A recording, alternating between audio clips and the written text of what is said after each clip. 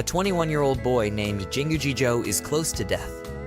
He appears to save a child from a crashing truck, but upon impact, time seems to stop. Jinguji had just graduated from the National Defense Academy and remembers jumping in to protect a girl and a dog from an out-of-control truck.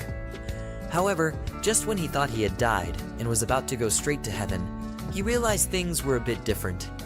The goddess stopped time to speak directly to the man's soul. She is one of the guardians of space and time, and her goal is to gather more knowledge about planet Earth. So she sent one of her subordinates to find out more. At the time of the accident, it was fate that only the girl was saved. But the dog, the goddess's servant, was distracted in the process, as if it had lost its sense of security. So, Jinguji ended up being involved in the accident and was crushed in the process. In other words, the main character died because of a divine error, which seems unbelievable.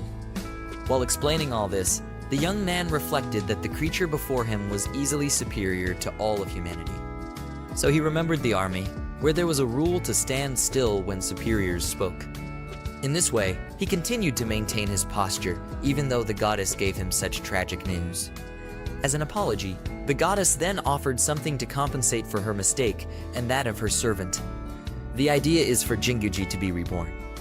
The goddess will create a complete and perfect copy of his body, soul, and memories. Then she will send him to another world that she also manages. However, he did not have much time to choose, because when she restarts time, Jinguji would be crushed, killed, and thus it would be impossible to restore the information of his body because the goddess did not have enough authority to keep time frozen for long. The goddess did not want the boy's existence to end like this, so she insisted that he accept her proposal. But first, the main character has a doubt that needs to be clarified. He asked if he could be reincarnated in his original world, and the goddess stated that once death was confirmed, he would never be able to return to his old world, as this matter is beyond her jurisdiction. The boy then asked if there was a way to contact his family and friends after reincarnation, but this was also unlikely because this was a completely different world. In other words, Jinguji's entire previous life would be lost. He would never see any of his loved ones again, and there was nothing left of planet Earth for him. When he heard this, he was very sad, but did not let himself be shaken. Like a strong soldier, he remembered his father, mother, and sister, and although he could not help but feel depressed, but he quickly regained his spirit. Finally, he wanted to know if the child was okay, and the goddess replied yes. The girl was saved without any injuries. So Jinguji accepted the offer to be reincarnated in a new world. Along with new life, the goddess decided to give him a blessing that would support him as a new strength, so that he should remember what she would tell him before reincarnating. Then the young man appeared in this new reality. He was reincarnated right in front of the statue of the goddess, and thought it was probably a temple to pay homage to the deity. The man noticed that there was no difference, so perhaps this was a perfect copy of his original body. In other words, it was as if he had been transported to another place, as the reincarnation process was complete. However, in the forest he noticed something following him and came closer. Looking back, Jinguji observed a trail, and he quickly deduced that if he followed it, he might find a village. But in a new world where he knows nothing, it's important to be well prepared. The main character now decides to use the blessing given to him. The ability the goddess gave him was inventory, which essentially allowed him to store and retrieve items an infinite number of times whenever he wanted. And to complete it, the goddess gave him equipment that Jinguji would have received if he had succeeded in assuming the position assigned to him. So Jinguji can rely on his uniform, rifle, and military equipment to assist him in this new adventure. Now, Jinguji is determined to explore and see what he can do with this new life he was been given. The soldier walked along the road, and halfway he reminiscent of his previous life. He recalled the time he was questioned about enlisting in the self-defense force, and the question that was asked, why did he want to join the army? The young man replied that he wanted to protect the people. As an officer and with more power, Jinguji can save more lives. And even though he lost his life, he was still happy because he was able to save a life when needed. Therefore, he did not regret sacrificing himself. But the soldier's heroic spirit was still not satisfied. He wanted to save more and more lives, because he knew that no matter how many times he reincarnated, the boy knew he could save more and more people. At that moment, he noticed a light at the end of the road, perhaps an exit. However, on the way out, Jinguji heard a cry for help. The cry for help came from a girl with rabbit-like ears. Her horse carriage was destroyed, and before her stood a large monstrous orc holding a machete. Her name was Belle, who suffered a knee injury that left her unable to stand. She was with a man and a woman who were planning to run away but kept waiting for the girl to get up so they could leave. Then the monster licked the poor girl's face and prepared to devour her. The other man and his companion were running towards her but are unable to reach her in time. But a new hope has appeared when a powerful shot caused the orc's fingers to explode, after which it was hit in the head. The person who protected Belle was Jinguji. He helped her up, but the threat was not completely eliminated. As the orc stood up, ready to pounce on the human, but he used the rifle's blade on the end to pierce the giant in the eye. First young man was confused and thought about what he had just seen. After all, it was first time he had seen a giant orc in the forest. However, he does not allow himself to question the world he is in, as he had a mission to complete.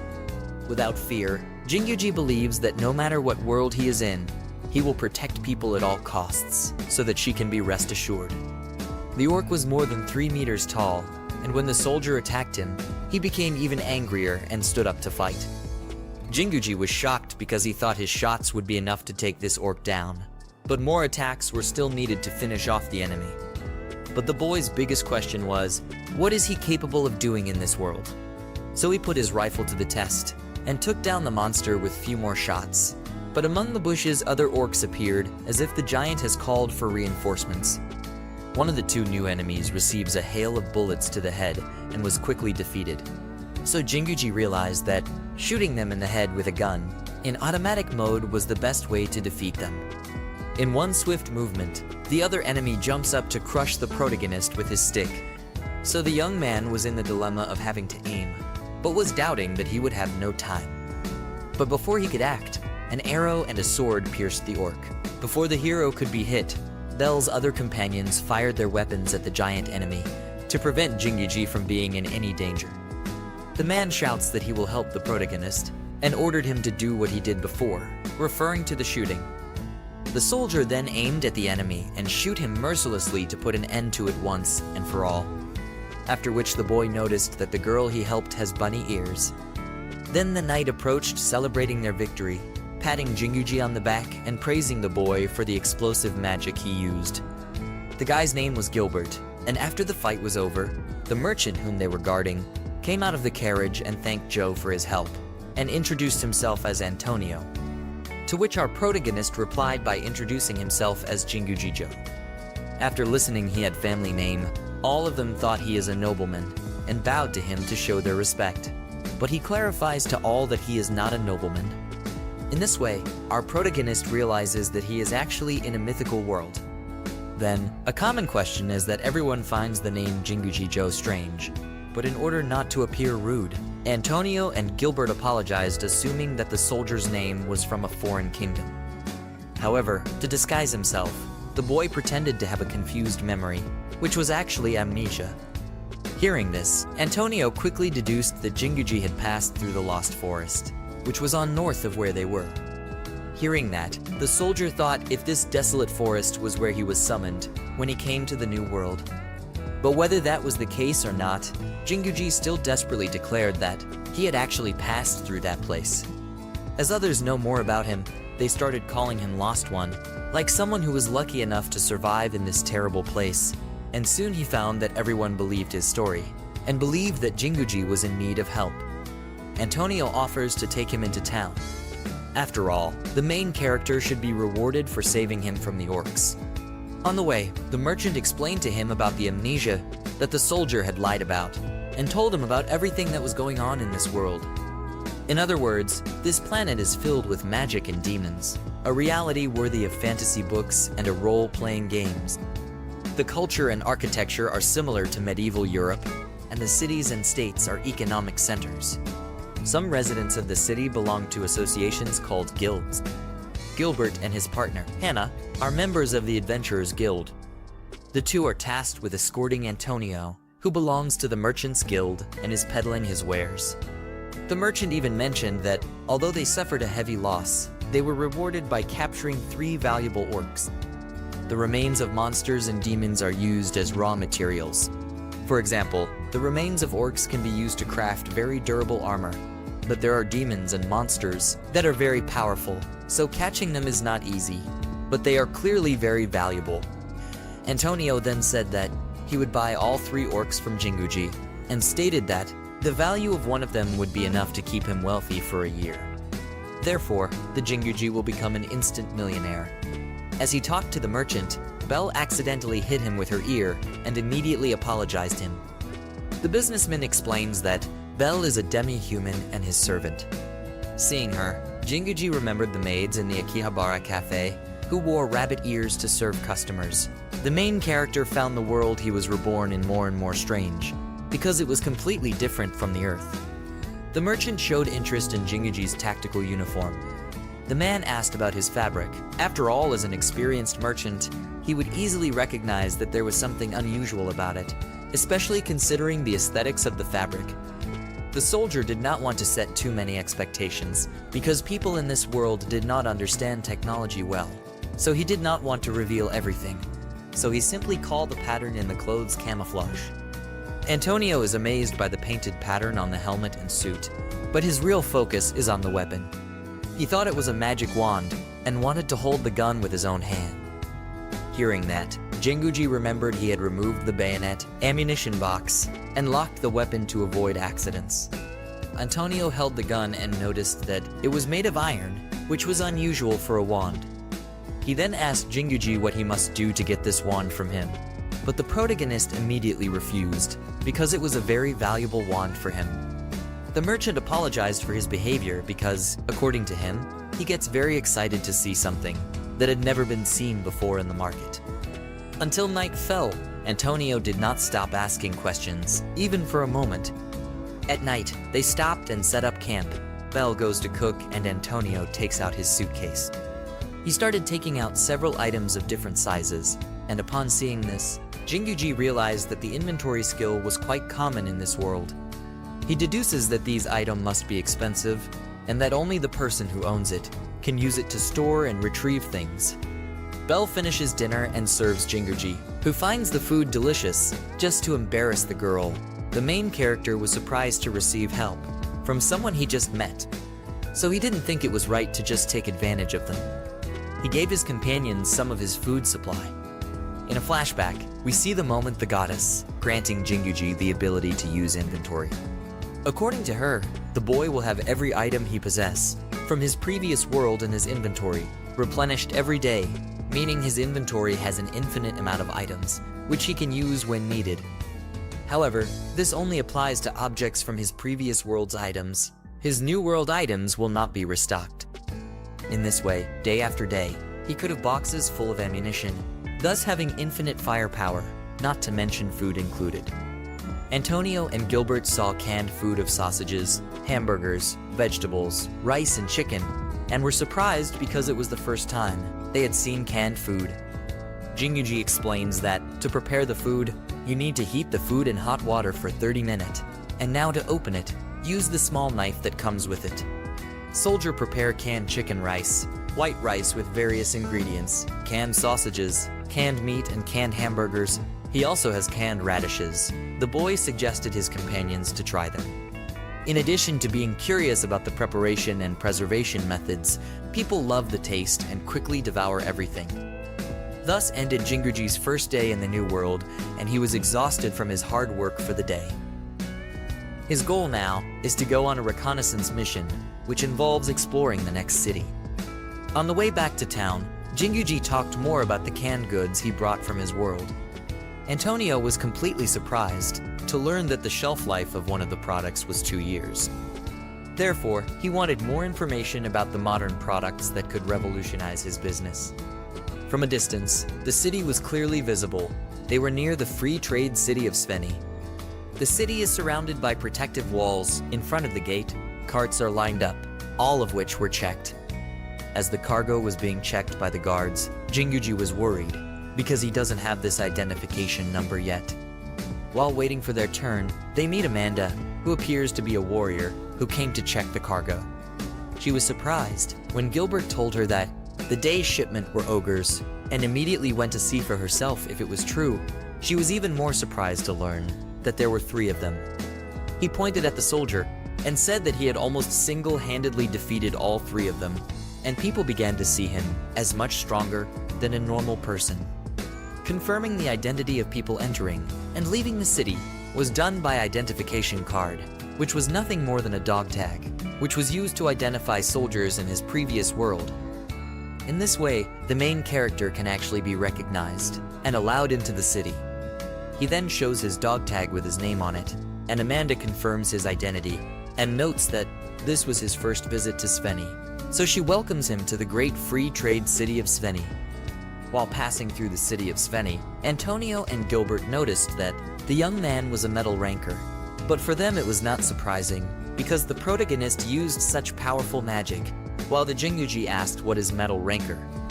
Gilbert and Antonio explains him that a metal ranking is when you're a member of a guild, and you're ranked based on your abilities and achievements, and they give you an identification metal ID, unless you're in above a certain rank.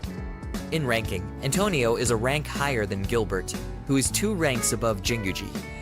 On his home world, the young man had just become a staff sergeant, so this promotion clearly reflected in his identity in this new world. Gilbert and Hannah went to the guild association to report on the mission. So in the end, they both go on their own way, but the Gilbert promised him that one day on the evening, he wanted to go drinking with Jinguji. Meanwhile, the soldier follows Antonio to the Merchants Guild. Upon entering the establishment, they were greeted by 2 beautiful girls who appeared to be employees of the place. They asked Jinguji to put his weapons away, as they were not allowed in the premises, so he quickly complied. According to the young man, while studying at the National Defense Academy, his immunity to women was significantly reduced. In Antonio's office, the main character sits and chats with the merchant. Then an elf entered the room. Jinguji was surprised, but he soon discovered something else, that there were elves in this world, even though he had suspected it. The merchant apologized to the young girl for making everyone worry because of the delay, and said he did not expect it to be attacked by 3 ogres on the way. The man finished by saying that he remained unharmed thanks to the efforts of Jinguji, who finished off all 3 of them without letting his group suffering any harm. But looking at him, the elf girl felt something strange and was suspicious of him. After all, she had never seen anyone like him before. However, Jinguji was saved by the bell when she entered the room, who brought the tea for all of them. Seeing her, the elf jumped to hug her. The mysterious elf woman was touched to see that the bell was fine and had no injuries. So she asked her friend if the Jinguji had really saved them, and Belle confirmed it. The elf girl then turned around and apologized for her behavior to the soldier earlier, and introduced herself as Eldra, the vice president of the Sveni Merchants Guild. She thanks him for saving Belle and President Antonio. In return, the soldier introduced himself as Jinguji Joe to the vice president. In that very moment, Jinguji learned that the Antonio is the president of the Sveni's Merchants Guild. Jinguji thinks that by comparison, in the self-defense forces, Antonio would be equivalent to a great general. After which he took out the same identification system from his drawer that Amanda used when checking the people's identity while entering the city. He is trying to find out Jinguji's identity, finding his records using the metal tag used before. Therefore, the protagonist was suspicious about what the dog tag from the original world would show to the person viewing his info. The application stated that the soldier was from the country of Isuma. It is a country made up of several islands located in the eastern sea of the continent that they are currently on. And when Eldra looked at the protagonist and remembered this country, she remembered Kajiro, the hero of the last great war 80 years ago, in which the Demon King arrived, and his army suddenly advances against the entire world, attacking all the races in its path. But fortunately, a hero named Kajiro appeared. With his help, the resistance forces defeated the Demon King, although they were clearly at the disadvantage. After these conflicts, Kajiro sets out to find his homeland. Ironically, the former hero also wears a military uniform, and has an arsenal of several weapons, meaning he could be someone like Jinguji. However, at the end of his tireless quest, he created the country of Asuma. According to the elves of that time, Kojiro's appearance resembles Jinguji. So, listening to the characteristics, everything indicates that the ancient hero came from his previous world, and probably came from Japan 80 years ago. Unfortunately, they didn't find many clues about country Asuma, so they couldn't help him fully, but the main character soon apologizes in his thoughts, because everything he said was a big lie. However, Eldra says that someone in the elven village might have more information, so she will write a letter and will say something if she gets more information. Now, even the main character is interested in the history of Kojiro and the country of Asuma. While Antonio and Jinguji walk through the guild's headquarters, Belle leaves to complete some tasks assigned to her by her master. Meanwhile, Antonio and Jinguji stayed for lunch. The two entered an high-class restaurant and were soon joined by Eldra, who also sat down to eat with them. While in a lunch situation with Antonio, Jinguji once again felt the old anxiety he had felt when he was in the army. As they sat for lunch, Antonio and Eldra talk about great wines to enjoy, especially those from the western vineyards. Antonio asks Jinguji if he drinks. He quickly agrees and says he will, because in his mind you cannot react negatively to a suggestion from your superior. It's always yes or my pleasure. The three prepare to toast their return from the journey, but before they can start, another man enters the room and shouts angrily at Antonio. He was an old man dwarf, and he said he had no time to waste. He was angry because the merchant sent a shy and tearful rabbit to the blacksmith shop. But when the grumpy old man approached, he found himself face to face with the protagonist, who also hoped that there were dwarfs in this world, as he had seen an elf a moment ago. Seeing him, the blacksmith asked who the soldier was, to which the young man introduced himself as Jinguji Joe, and the dwarf immediately recognized his family name. The grumpy old man slapped the protagonist's hand and said that he hated nobles. Antonio then introduced the blacksmith as Tendar and laughs, and explains to his old friend that Jinguji was the lost one. Then the dwarf's voice trembled, and he was ashamed of what he had done and apologized for his attitude before. Seeing this, the soldier realized that the dwarves were indeed very sincere. Antonio's goal with this lunch was to show Tendar the head of the manufacturer's guild what we call canned food. The old man picked up a box of pickles and said the expiration date was 2 years. The merchant doubted whether the dwarf could do anything similar, and he immediately took the box from Jinguji's hand.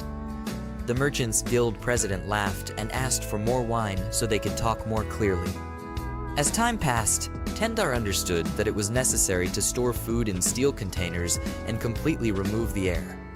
The protagonist explained that, in this way, all bacterial contamination could be eliminated. The dwarf even asked how to remove the air, but he said he didn't know much about that process. In response, the head of the production guild just shouted, claiming that he was truly a lost one, with no memories. The dwarf realized that the soldier must have been through a lot, so he told Jinguji to eat because then he would remember everything. Despite their ferocity, the protagonist remarks that the dwarves are kind after all. While eating, the soldier tasted a delicious piece of steak and realized the food was beef, unable to believe that he was eating something so familiar in another world. In this way, Antonio and Tendar thought that if they canned this steak, it would be a huge success. The dwarf says he will return to his forge soon, and Antonio arranges a meeting in the merchant hall. Then the dwarf took a watch out of his pocket, which Jinguji quickly recognized. To which Eldra, who has remained silent until now, says that the reason he knows about the watch is because he may actually be related to Kojiro. In this world, the watch was given to different races during the Great War. It was thanks to this device that elves and dwarves, who had a different perception of time than other races, began to work together more reliably. In addition to watches, Kojiro also introduced weight and length measurement units into this world. Thus, this man changed the face of the war, not only with force but also with his tactics and knowledge. Then, when the meeting started, Antonio prepared more canned food, and Tendar understood that the iron in the cans would conduct the heat from the hot water. On top of that, canned food at that time was something no one had ever tasted before.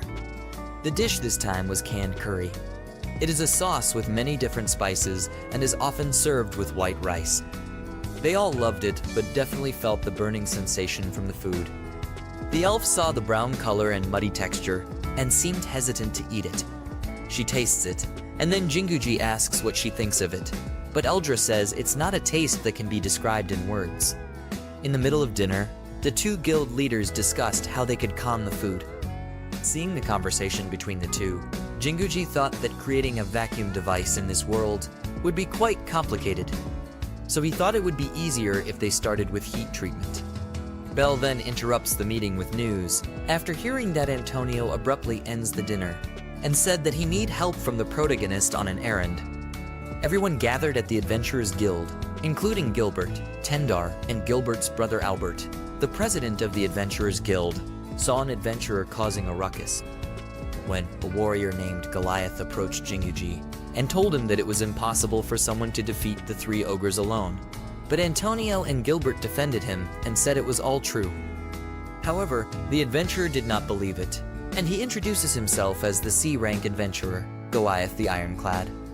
He then says that he cannot defeat an ogre alone, so there is no way a young man like the protagonist can defeat 3 ogre by himself. At that time, the soldier only wondered whether the man was confident or just a talk. That's when Jinguji realized that he had angered someone of higher rank. But then Tendar interrupts and says that if Goliath is angry, he can prove his strength through test. When they reached the arena, Goliath placed his shield, and Tendar summoned a fireball spell against the object, which remained unharmed even after a powerful fire attack. At that moment, Goliath shouted that his shield was made of sacred wood and steel plates, strong enough to repel any magic that came against him. Tendar then said that the adventurer's shield was indeed very strong, and that although he wanted to see Jinguji's power in action, the boy should just give up and apologize to the warrior. However, the main character does not shy away from challenges. He aimed straight at the target in a prone position, preparing to test the protective power of this ironclad shield himself. Tendar then covers his ears, because they say the protagonist's explosive magic, which is actually gunfire, can make some pretty loud noise. The soldier then fired a hail of bullets at Goliath's shield, which spun under the force of the bullets, and as a result, the entire sacred weapon was destroyed and riddled with holes. Therefore, after exhausting the magazine, Jinguji proved them that he was strong enough to penetrate the shield's armor. Seeing this, the entire audience became enthusiastic. Goliath becomes emotional, appearing sad to see his great defense symbol destroyed, but Tendar said that he will repair the weapon on the condition that the adventurer pays. Then the dwarf approached and said that he found the protagonist's weapon very interesting, and for the first time, a resident of this world realized that this rifle was a machine gun and not a magic wand. He saw that, somehow, Tendar is very knowledgeable about Kajiro's weapons. The dwarf said that the young man did not need to worry, as he would continue to call it explosive magic, but in return, Jinguji would have to tell his story later. Then Albert appeared, patting the soldier on the back, and head to celebrate his great victory. Eldra says that Belle can free her ears. At that time, a young woman named Anne bursts into the arena. She ran to Albert and told him that there was serious trouble in the northern village. It seems a wyvern has appeared near the town. She goes to the protagonist and tells him that his explosive magic can definitely defeat this creature, so she begs him to help her, while the guild leader gathers reinforcements. The dwarf explained to the young man what a wyvern was. It was a small dragon, significantly smaller than a real dragon, but it flew very fast and its scales were as hard as steel. The main threat they pose is their immense appetite for humans, so no effort can be spared. Albert orders all metal-ranked warriors to participate in the wyvern hunt, and all leather ranks who are magic users to provide appropriate support. Although discouraged, Goliath is still prepared to fight, and will use the equipments available at the guild base. Jinguji approached Goliath to apologize for destroying his weapon, but the adventurer said that it was okay, since he was not the one who started it. He said that if Jinguji was on the warpath, he would be counting on him. Albert leads the group of adventurers, and the protagonist notes that, in case of emergency, they are organized like an army. They chatted and discussed how they would get to the village. If it was during the day, shortest way would be to ride a horse and go through the city road. Anne panics and says they should start leaving now, but the warrior tells her to calm down. The sun has set, and even on the streets, there are demons at night. Not to mention horses cannot see clearly in the dark, so there is a risk of getting lost. But the girls still don't understand, and she says that they have to go as fast as possible, as her village had been attacked by a wyvern before, and in the process her brother and her friends were killed. So she doesn't want this to happen to anyone else. In this way, Jinguji took the lead and told Albert and Gilbert that he would go to the village himself. He assured them that in addition to not being captured by demons, he would be much faster than horses, and also prepare to guide him along the way. And she was very excited because she believed in the soldier's strength. She wore a motorbike helmet because she thought Jinguji would ride an iron horse, and that's when the protagonist appeared behind with a motorbike. He belongs to the Ground Self-Defense Force Unit. He brought out a Kawasaki KLX 250. After all, he is a typical person in the patrol force. And finally, the soldier said that he would reach the village before anyone else and save everyone in Anne's village. The people in the watchtower of the village saw a strong light and wondered if it was a wyvern, but no, it was the soldier who had come to protect the place. They went to the village chief's house and were informed that there were 6 victims. The village chief named Lot reported increasing attacks by the creature, which only appeared at dawn, but that doesn't mean it won't attack at night, so people are forced to stay awake because of worry. Hearing this, Jinguji began to ask for more information about this creature's behavior. Later, he and Anne were in one of the watchtowers, and he then asked the girl if she wanted dinner. Jinguji says they should take turns standing guard, because if she's nervous all the time, she won't be able to move when the time comes. Furthermore, she seemed hungry. He cooked her katsudon, her favorite dish. In addition to his military equipment, the goddess also placed all the goods in his warehouse he owned before his death. The girl finally enjoyed her meal. When she calmed down, the two chatted and Anne recounted her life story. She and her brother lost their parents at a young age and were therefore forced to live together in the village. But then, she also lost her brother, so she decided to become an adventurer to fill her inner void. Today, she carries her brother's bow and has a wish to defeat the wyvern with this weapon. She thanked Jinguji for listening to her and leaned on him to fall asleep because she was too sad to remember her brother. But he quickly tells her to wake up because on the horizon, the wyvern is approaching. The protagonist asked her if she's ready, and she immediately replied with yes. So, it's time to put the plan into action. The first person to appear and attract the monster's attention is the protagonist. The monster then flew towards him. At that moment, he remembered the village chief saying that when the wyvern tried to attack a person, it would glide in a straight line, so it would be easier to aim at him. Additionally, the parts that don't have hard scales are the wings, so he'll have to aim at his weakness there.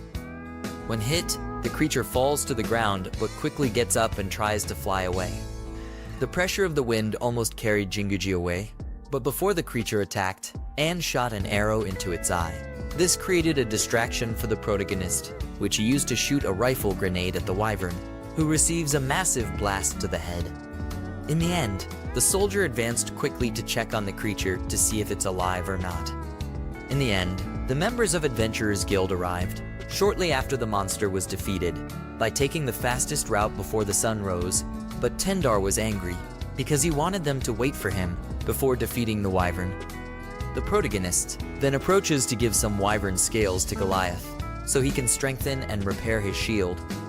He was very happy and jumped up and down, because he would only have to pay for the repair costs, not for the materials anymore. Anne approached Gilbert and told him that his arrow had been a great help in defeating the wyvern, after which he said that after Albert accepted his proposal, she would be promoted to a leather ranker. Jinguji supported her and decided to give her the helmet in advance for her promotion. She was very happy, even though she was shy and tried to hide it. When they returned to Svenny, night had fallen, and he was quickly invited to meet Antonio, who thanked him for helping stop the evil creature that was the wyvern. Since his reincarnation, the main character has stood guard every night, but now he is grateful to have such a beautiful room. He was then called by Belle, who prepared a bath for the boy. Entering the bathtub, he happily relaxed and continued to contemplate about this world, There are monsters in this world, but fortunately the military equipment still works well. But his greatest happiness is being able to protect someone even after he died. He remembered a girl and wondered if she felt the same way about saving someone as he did. However, his thoughts were interrupted when Belle appeared in the bathroom. She was only wearing a towel and asked him if she could rub his back. The boy, who had a crush on her, was surprised by the girl in towel in front of him, and he knew that even his device wouldn't help. The main character focuses on avoid thinking stupid things while having his back washed. Then he realized it wasn't a good idea. He tells Belle to stop because now he can continue alone, but accidentally, Jinguji grabs Belle's towel and leaves her without towel. The girl screamed and he apologized for the mistake. He then went to bed, and as he fell asleep he remembered Hitomi, who said he had tried his best. Remembering her, the soldier was in tears. A few days had passed since the wyvern attack, and he saw that polygamy was common in this world, which was very strange to him being Japanese. He meets some of Antonio's wives and then meets Belle. They greeted each other, but were both quite embarrassed by the last incident of the day. He said that he should go to the Manufacturers Guild to inspect the canning production. And as Antonio was very busy with work, he suggested that the boy go along with Belle. In Manufacturers Guild, Tendar first showed the sample that Jinguji gave him, then the product the dwarf created. The protagonist finds that the quality is excellent because it is difficult to tell the difference. The next step now is to test by adding food while reheating. Then they made a hole in the lid, and when the air is removed, they should seal it with wax. In this way, the space that Jinguji mentioned will be created. But Tendar soon suggests that all this work won't be free. In return, he wants to ride a motorbike. The dwarf tried the motorbike a lot, but still didn't know how to drive it. The dwarf always asked to test drive, but every time he ride, he crashed it, even though he was not injured, and every time the motorbike breaks down, Jinguji summons a new one with his inventory capable of regenerating everything. As Belle and the protagonist walk away, Anne approaches them and says she has something to show them. It was her leather dog tag, but made of wyvern scales, which was made by Tendar. Jinguji then thought that as Tendar did not mention how much was he charging, he knew he had no intention to make her pay. The trio then go to the church's orphanage to talk to the director. As a child, Sister Margaret was Belle's and Anne's legal guardian, so they went to talk to her. The nun immediately bowed her head, and although the young man insisted that she stand, the woman said she could not do that. She welcomed Jinguji as an apostle of the goddess, and welcomed him to this humble world. It turns out he has the goddess's protection over him. Margaret said that no other apostle of the goddess received the goddess's protection and blessings other than Kijiro, but Jinguji was the new owner of divine graces. The protagonist was impressed, and the sister showed him the paintings of a soldier in the war against the demons. Their Kijiro drove and led a tank corps to attack the Demon King's army, and the nun even knew what equipment the hero used in the fleet to save the world. So the soldier soon realized that Kijiro had an ability similar to his inventory. For the rest of the day, the boy thought about Kijiro's life because he wanted to know more about the man who seemed like him, someone reincarnated from Earth to another world, but with memories and weapons. Meanwhile, Belle and Anne are still shocked to learn that he is an apostle. So, to break the ice, he suggested that the three of them have lunch together to celebrate Anne's promotion. It was all on to him. They go to the food stall of Marduk, an old friend of Anne's. It's a modest but delicious teppanyaki stand. Upon seeing Jinguji, the cook immediately shouted the soldier's new nickname, born from rumors about his actions. He has now remembered it as Explosive Joe. Because of his explosive magic, everyone remembers him that way.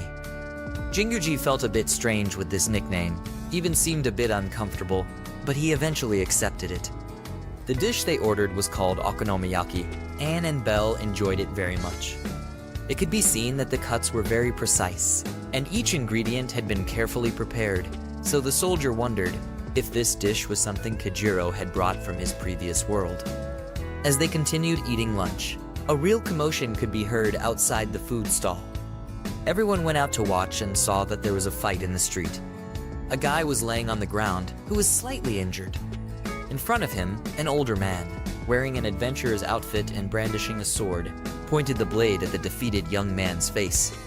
Another guy even tried to warn him that they were in the middle of town, but this older adventurer didn't care and told his partner to shut up. So the attacker asked the defeated young man what he would do if he was about to hit him with a sword.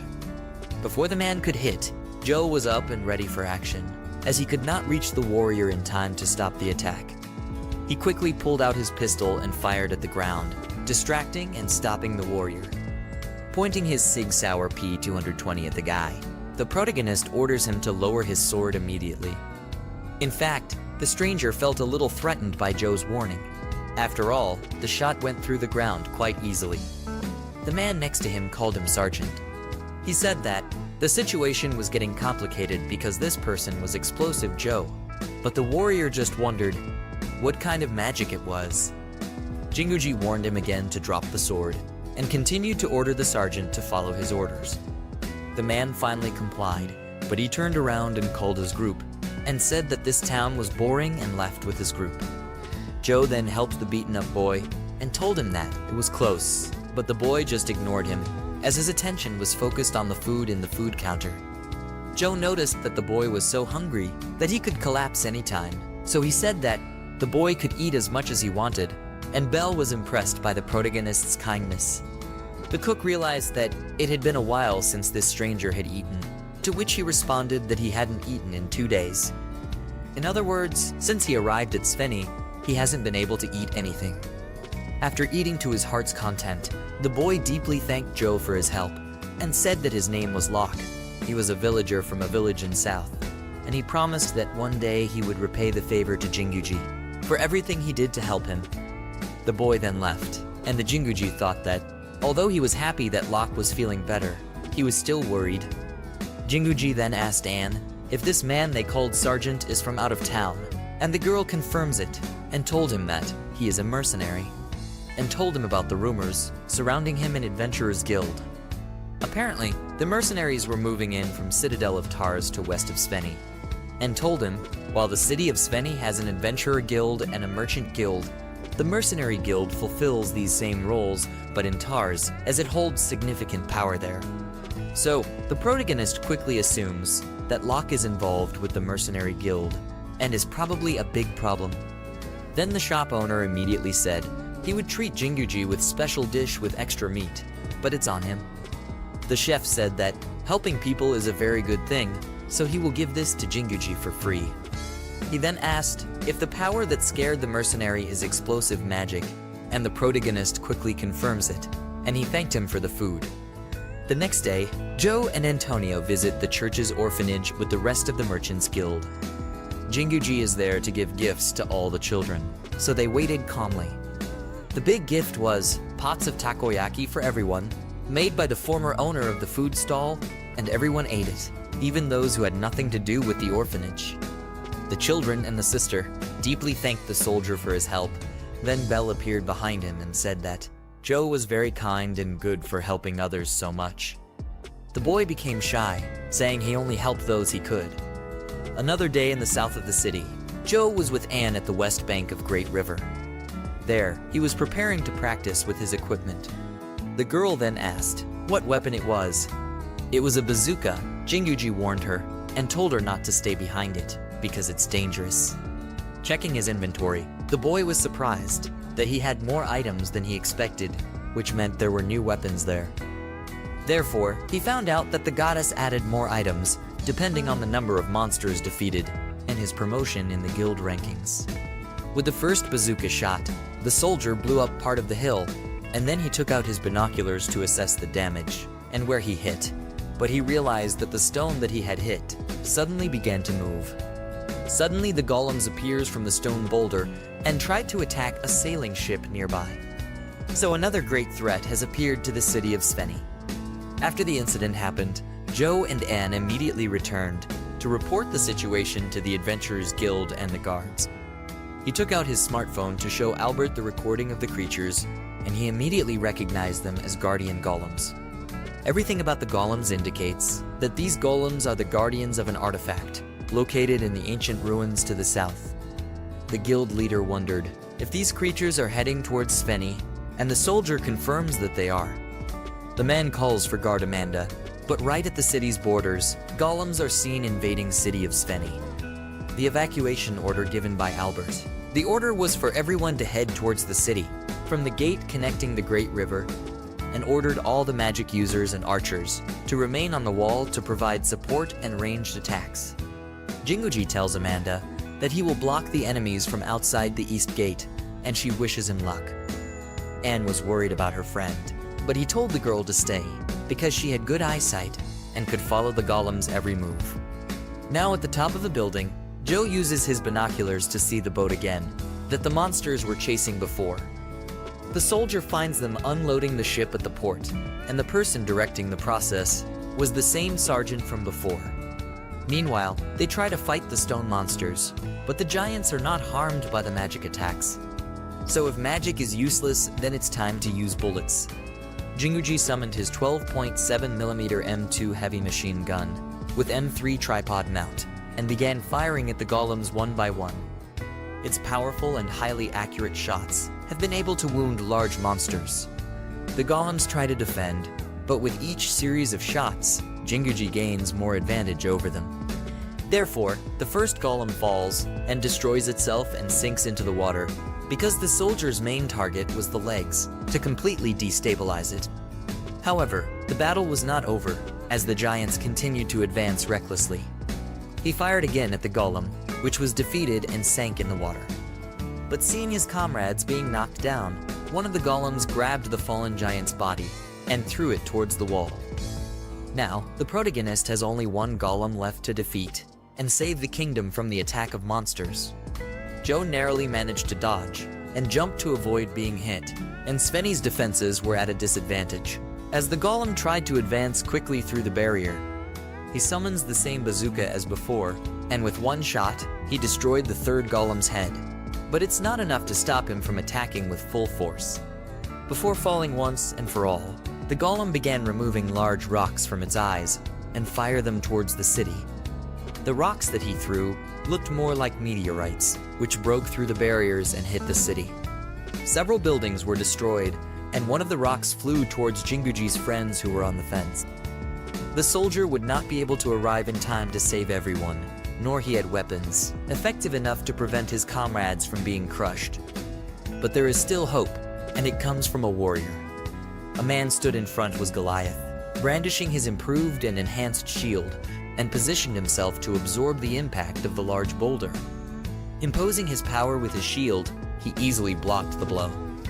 After all, his strength and defense are stronger than ever, and his weapon is even stronger now because it has been enhanced by the wyvern scales given by Joe the day the little dragon was defeated. While Jinguji thought about why the golems attacked the ship and city, Amanda runs in and asks for help at the south gate. The situation was dire, even worse than the current situation, because the defense there has failed miserably. And another giant golem, which is even more technologically advanced and dangerous, has invaded the city. Then the soldier got on his motorbike and headed towards the enemy. From a distance, he could recognize it, because the creature was huge, and he could only wonder what this huge robot was. He saw that the creature was chasing something, and as he saw with his binoculars, the golem's target was the mercenary sergeant, who had previously been taking delivery of the ship's cargo. So, the Joe started chasing the two. He knew he couldn't use too much firepower to avoid causing damage to the city and its people. Now the problem that haunts him was how to stop this giant without making things worse. Now, the main problem was that the sergeant is invading the orphanage, so the golem followed him there too. He took Belle as a shield to use as a hostage, but that did not stop the giant from taking action. The giant prepares to attack the mercenary, but before the attack can be launched, the soldier appears with a crane and hits the large robot. This machine is used when it is necessary to save people after a disaster, and since it has two large mechanical arms, it will certainly serve this situation. But to Belle, it was like a large iron crab. Now the giant golem will have to face otherworldly technology summoned by Joe. The two clashed and began fighting, trying to overpower each other. As they try to push each other in the middle of an argument, the protagonist pulls out his rifle and shoots the robot. but the bullets does no damage to the creature's steel body. So, the next plan was to aim for the golem's eye. But before he could shoot, the golem stopped working and its chest opened, revealing that the machine was operated by Locke. But the golem's chest closed, and the Locke fainted inside the golem. At the same time, the golem seemingly stopped working. As the giant fell, the sergeant's carriage also overturned, and from there, a number of women and children began to run out. They were all bound with chains, and one of those people was Locke's sister, who ran towards the golem to see her brother again. However, the sergeant appeared and knocked out the girl named Miranda, preventing her from reaching her brother. He then took his sword and used the girl as a hostage to prevent Joe from taking action, and he ordered Joe to put down his weapon. While the girl was obstructing him, he prepared to finish her off with a blow to her back. But fortunately, another girl appeared and used her chain to deflect the attack. She tried to stop the attack, but ends up being captured instead of Miranda. Sergeant then prepares to stab her, but luckily Joe acted quickly and shoot at the hilt of the sword, knocking the sword out from the mercenary's hand. Along with that, the shot also injured the mercenary's hand, and Jinguji ordered him not to move, saying that this was his last warning. So the mercenaries were defeated and captured. Amanda's team arrives to arrest the man and his group. They were members of a dark association who specializes in human trafficking. So they were immediately put in trial in the Svenny's Guild Council. After much suffering, Locke and Miranda meet again. Then the Joe realizes that the incident with the golems was caused by Locke, who was trying to save his sister. However, there are still doubts as to how he has enough power to operate this robot golem. The soldier aids the injured girl, who is hurt while stopping the mercenary from attacking Miranda, and when he sees her, she reminds him of Hitomi. With Joe's rescue machine and Locke's golem, they helped rebuild the destroyed areas of city. The gates were restored, destroyed trees were replanted, and damaged towers were repaired. Locke's sentence included doing all sorts of community service for City of Svenny, and the trial went more smoothly because of the fact that he was just trying to rescue his sister. When they came to help rebuild the church, Sister Margaret could sense that Locke was also under the goddess's blessing. This was how he made the golem move. It was thanks to the power given to him by the god. But the boy said that he did not even know how he could control the golem. The nun said that he could learn to control his powers in his favor. The young man decided to train and continue to assist in the reconstruction of the city, and his hard work was rewarded by the people, who began to accept him after his efforts. The girl, Joe mistaken for Hitomi, is Nakrin, who is now helping take care of the children at the orphanage. Every time he sees her, the protagonist is surprised to see how much she looks like that other girl from his past, but he knew she is not Hitomi. When Joe mentioned this, he remembered a news about a terrorist attack that devastated the Japan. So, Hitomi was most likely a victim of that disaster. Now that City of Svenny has two guardians, Joe and Locke, who are apostles blessed by the goddess. The two then encounter Belle, who is passing by the mansion that Antonio gave the protagonist. Seeing the vast construction, Locke couldn't wait to put his golem there. The rabbit girl then guided them around the house and showed them everything around, such as the bathroom. She then asked the visitors what they thought about the house, but Nakrin quickly changed the subject and asked if the rabbit girl hated being around her. Then the mysterious girl reveals that she has demon blood running through her veins and wonders if she remembers magic she used before. However, the kind demi-human only asked if she was a girl, and Nakrin confirmed. But Belle didn't seem to mind and said she couldn't let the boys take up all the space. So, Belle tries to integrate Nakrin with everyone. In this way, Belle, Nakrin, Locke, and Joe visit the different houses that Antonio has assigned to the protagonist, and they see which one will shelter them best, and of course, where they can accommodate their golem without any problems.